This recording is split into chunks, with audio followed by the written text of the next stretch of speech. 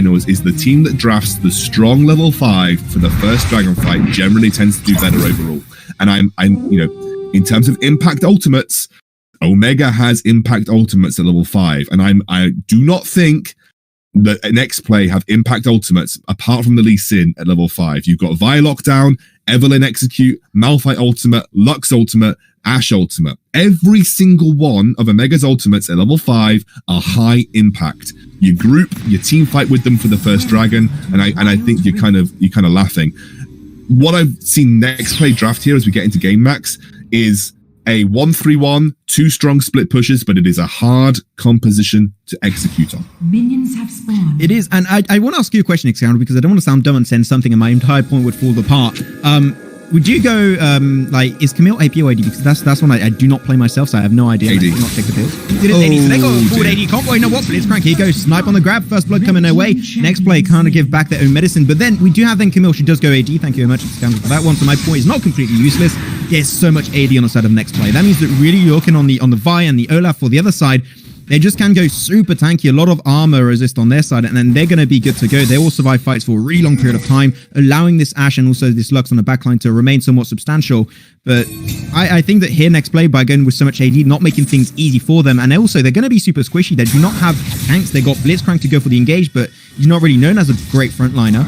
So I'm scared, especially if this with this Malphite, like things are going to look really dire for them. If Arise is smart, he goes full armor this game. Like, skip the Leandries, skip the AP. Oh my god, they are. Oh Jesus, what do you want to do? They try to go for the heal, but they're losing potentially the Lee Sin. Lee Sin survived, nice flash out last second from that Lux also, but okay, this is a wild game once again. Weird draft, weird games, and also you have the kill on the Fiora to dice to the hands of the Malphite. Things are looking short. They're still even. Oh, there you go. Lee Sin fighting gate on top of Lux, and the fight comes on through once again. I don't know what to say. I don't know what to add on top of that. Kills, good. Me likey. Please give me more. This is absolutely crazy. This is an absolutely mental early game.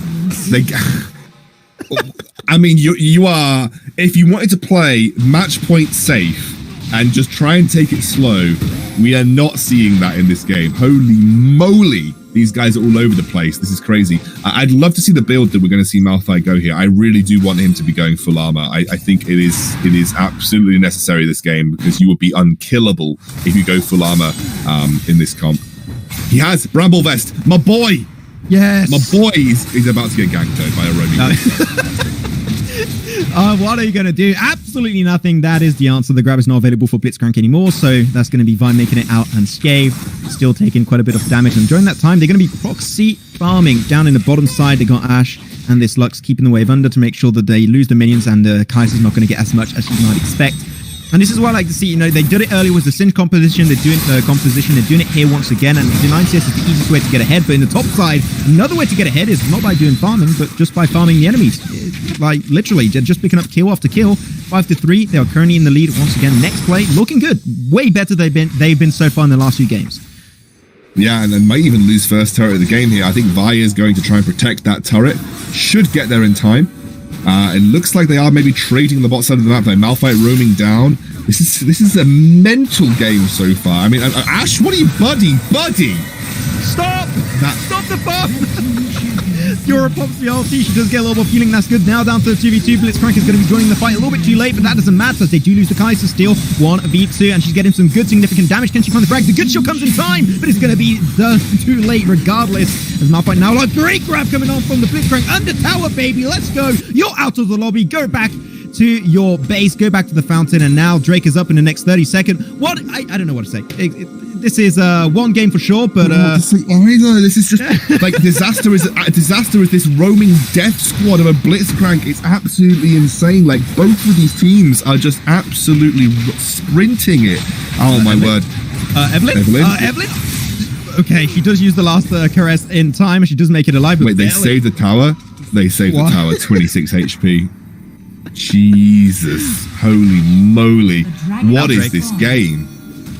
I don't know. I have no answer to that question, Xcander, unfortunately, but Drake is going to be on the focus. Fiora and Evelynn going to be a little bit late on the encounter, though. We do see the Malphite here does not have that ultimate available, so that's going to be something off the mark entirely. So because they do not have the Malphite ultimate, I think that is enough. Oh my god, the flash grab of the Blitzcrank. They do not find the frag though. They lose a lot of time. Camille going to go for the single out targets. There's been a lot of damage. That's one frag coming their way. Blitzcrank out of commission. Great Lee Sin ultimate, buying some time for the squad. Oh, binding, the double binding. Going to be caught out. Oh no, there you go. The nice CC coming out. And then maybe turning the tides of the fight in favor of Omega Esports. Tyson going extremely low. She will be going out of the fight entirely. Lee Sin running away with his own life unscathed, but unfortunately that fight was well engaged by NXP. But at the end, Omega Esports will take the dub. I mean, you get that far behind. Okay, let's watch this back again. Okay, so they pull in. It looks like the Lux who flashes across the wall. Vi goes in, gets a really big knockup. This is huge, and she buys so much time whilst killing the Blitzcrank. In the meantime, Ashe completely untouched, Evelyn completely untouched. The double binding into the Malphite ultimate is absolutely nutty. No one can kill the Malphite because they're a full AD comp. And they just chase them down with Ashe on the backline, completely unscathed. We've got another team fight here. Oh my word, what is going on? Another fight coming on through by extremely low. Same thing. Also, oh, there you go. Lee Sin, that's what he does best. Diving in the tower. Evelyn coming on through. Unfortunately, they're all pretty buffy and pretty healthy, so that last caress is not going to do anything, my friend. Lutz hits the nice ulti, but unfortunately, the damage is not going to be enough to find a frag. And this Drake is going to be uncontested. No one wants to go for it just yet. It would be a throw indeed. Well, Evelyn is slowly going to be sneaking her way down. And you're okay, you find the tower, but are going to make it out alive as they're all towards the Drake. And I think that actually she will be able to survive it. And she can normally 1v1 this Evelyn right here. There's a little bit of initial damage coming on through, but unfortunately Evelyn knows that she can't afford to take that fight, especially if the ultimate comes out from Chully. The Drake is going to be taken once again, fought on over initially by the Vi. Ashe is coming around, but the lack of vision is going to make it hard for NXP to contest it. But now they're going to have the info. Lee Sin going to maybe try and steal it away. Going to get the info. Ready to dash on through to go for the smite a little bit early. Great ultimate. Finds some great time as Camille joins the mix and does steal it away. Great stuff from NXP. The fights are drawing on through. The team joins on through. Also, Camille, great ultimate, picks up the fight. Now the fight continues. Malphite, unfortunately, despite being extremely tanky, will be an extra casualty. The fight is coming on through. They're still up as a four-man team. Camille just roaring and moving around the map like an absolute insane ninja. But unfortunately, a little bit too far, taking some really big damage, and will be able to make it out alive. But still, that fight was close. What a steal from the Lee Sin. But the Malphite ulted the dragon. We don't talk about that. We leave it. Okay, great kick, by the way. Absolutely beautiful kick. Sets on the steal. Malphite ults the dragon, I guess, to try and look to burst it, but he's not AP Malphite. He doesn't have the ult for the team fight now. Obviously, he soaks a lot of damage on the front line. I mean, this is just a mess. This game is all over the place. I mean, look, I still think if Malphite continues to build tanky, they're going to be in a strong spot. I mean, Evelyn's gone for Rabadon's death cap first. Absolutely no idea why. I mean, oh my god, Max, my brain hurts.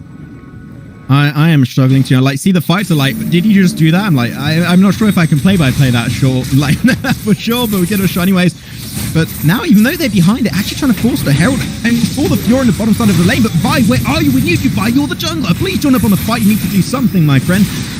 Now Blitzcrank ready to go once again. Disaster's been shown some great stuff. Gets ulted by the Ashe and Irradiator. That's going to be smited away by the Vi. They do get the Herald, but now can they win the fight? That is the question. Unfortunately, a little bit too deep for the Camille. She gets eliminated instantaneously. Same thing for the Fiora as she does get taken out. Unfortunately, their split pushers are out of commission entirely.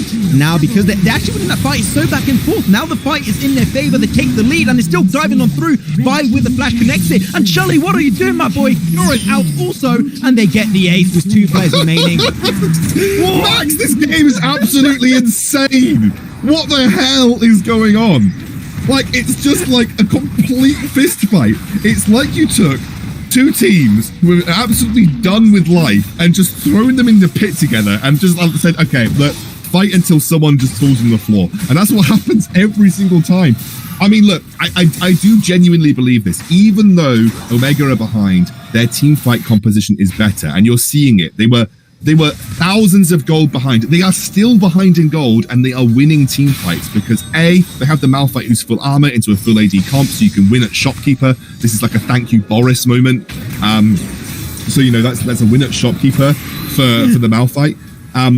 Secondly, you have 2 like categorically built split pushers in the form of Fiora and Camille, and I've seen very minimal levels of split pushing. In fact, they are determined to run this down in a 5v5 team fight so far. So I just don't think Next Play are kind of playing to their win conditions. They're playing into the Malphite, who has gone full armor, against your composition that is full AD.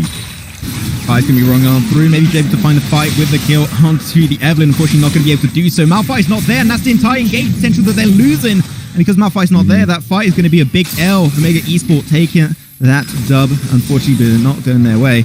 It's gonna be next play taking the dub here at least. Malphite joins the party a little bit late, but Baron is up in 30 seconds, and another fight happened that really should not have happened in the first place for the side of Omega Esports. This is absolutely crazy. Look, we couldn't ask for a more action-packed potential final game. This is a match point game for a championship point game for Omega, right? If they win this, they win the tournament. So you couldn't ask for a more insane game for Omega if they wanted to go out swinging and go out with a bang. And this is absolutely the case. But the same with next play. You know, they are absolutely fighting tooth and nail to keep themselves in this competition. My word, when are we going to get some downtime, guys? And not now, though, because the dragon is spawning, so we're definitely not getting downtime right now. If it was possible for casters to FF, I would have FF'd already this game and left the lobby, but you know what? We got some great games happening regardless. The Drake is indeed going to be up on the map. Blitzcrank, man, I gotta say though, Disaster, even though Blitzcrank is not played that heavily in competitive, which is why this type of format of tournament is so fun, you see unusual picks, the Disaster's been creating so many strong engages, and the moment he gets a great ultimate, you got the Camille that comes in from behind, picks up a great Hextech ultimatum to single out that one target, make sure they can't peel away, even if it is the Evelyn that can't use that last caress to peel out from that fight. She can't, she tried early in the mid lane, but she died because of that. Overall, the combo of Camille and Blitzcrank together, they're playing it not perfectly, but they're playing it extremely well. Yeah, and also it's interesting to see the gold distribution across the teams right now. I mean, Kaiser is pretty significantly ahead of the Ashe, who's gone for Ashe has gone for a really interesting build, by the way. Ashe has gone for a Black Cleaver Ashe build. The Ashe ultimate comes through. Oh, you get it smited away by the Lee Sin, and now because of that, the flash is not going to happen, my friend. That is why Camille is so strong when it comes to single out targets. Malphite, they're ready to engage. Great ultimate on top, paired up with the Lux ultimate. They get melted one by one, and here is it. Maybe the turnaround fight will make Esports looking in a really strong spot. Nice route. Still, they got himself the nice golden... Wait, Lee Sin, but no, Lee Sin does not make it out. Shelly now trying to make his way out of that fight entirely. Will be able to just dash away to safety, but that is once again a fight that you thought would be coming away of NXP, but Omega Esports clap it back. This is comeback after comeback after comeback. And NXP, if they win this, we go into another game. It is a BO7 after all, but they really don't want to let this end here. No, but you can see, like, Arise is taking 0 damage on this Malphite. Like, he is literally sitting there, face tanking the majority of the Next Play team. Next Play, you need to start prioritizing Last Whisper. Like, just get some Last Whispers on your team ASAP. A Last Whisper on the Camille, and get one absolutely get one on the Kaiser as soon as possible. This guy has already got so much armor, and he's just going to start building more too. He's going for, I think he's going for a Warmogs next, so he's going to look to capitalize on his effective HP by building a massive amount of HP to work with, alongside already having picked up the Thormail and the Sunfire Cape. I'm really interested in this Ashe build though. Like, I'm trying to work out what he's going. He looks like he's maybe going like a Ghost Blade now. So it's like Black Cleaver, Ghost Blade, Ashe, which is just not something that I've seen a huge amount of. I'm also working out like who he's facilitating this Black Cleaver for, because often you build Black Cleaver because the armor stack applies to the enemy rather than applying to your own attacks. So when you stack up Black Cleaver stacks, it reduces the enemy's armor for everyone. So you'll see like often facilitating top laners go Black Cleaver like a Darius when you've got a really strong AD carry on your team, because it reduces the armor of the target that you're focusing, so your AD carry will end up dealing more damage as well, because again it's reduction to the enemy's armor rather than reduction to your piercing attacks. So I'm just trying to wonder like who he's doing the Black Cleaver for. They don't actually have that much AD damage. There is an Evelyn, a Lux, and then you have a Malphite who deals primarily AP damage, and then you have a Vi who deals AD damage. But yeah, we'll see. There's a catch onto Blitzcrank. Yep, he's going to be just getting CC'd up and can't do much. Unfortunately, Blitzcrank, as I said it earlier, he's not really a tank kind of support. He's there to create some good opportunities and engages, but he's going to get melted into smithereens. Though on the bottom side of the map, we're going to have a 1v1 Fiora taking that fight versus the Evelyn. Going to use that ultimate to try and get some nice heal if she can, but unfortunately can't do so. Man, you got the last... Oh, the last crush would be good, but...